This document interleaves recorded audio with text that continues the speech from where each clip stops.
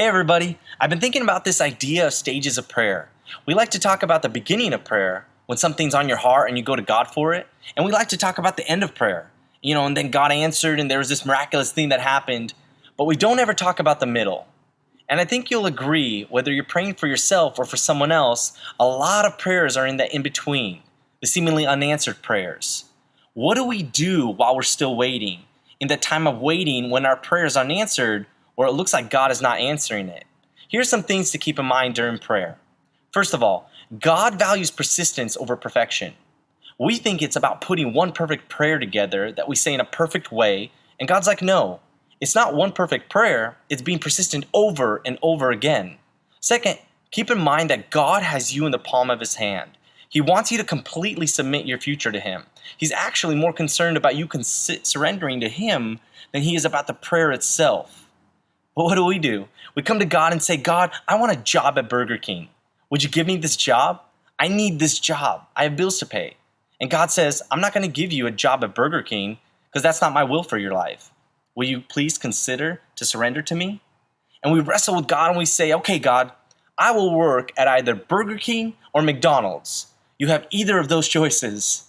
We do this with our college majors as well. We say, God, I want one of these two majors. Whichever one you want, you tell me of the two.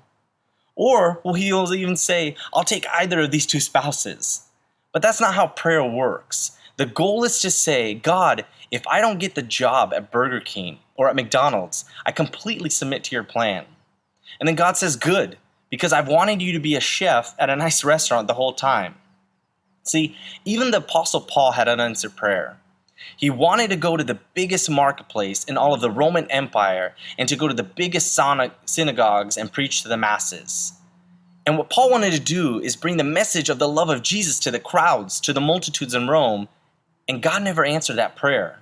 See, he did make it to Rome, but he was in chains and he was in house arrest, and eventually they threw him into a mud hole in the prison when they were beaten and bruised, and they left him there to starve and die.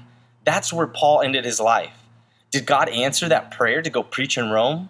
Of course he did, but not in the way that Paul taught.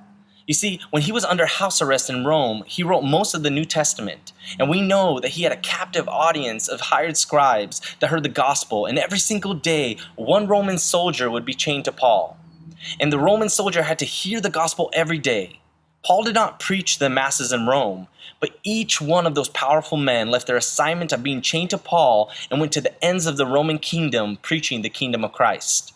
God answered Paul's prayer one face at a time in the same exact way he answers our prayers today, according to his kingdom. Because God's primary goal is for the gospel to be spread and for Jesus to be the main thing in our lives. Paul's prayer to preach to the crowds in Rome didn't compare to the billions in the world who now hear the gospel of Christ in the New Testament that Paul wrote during that time.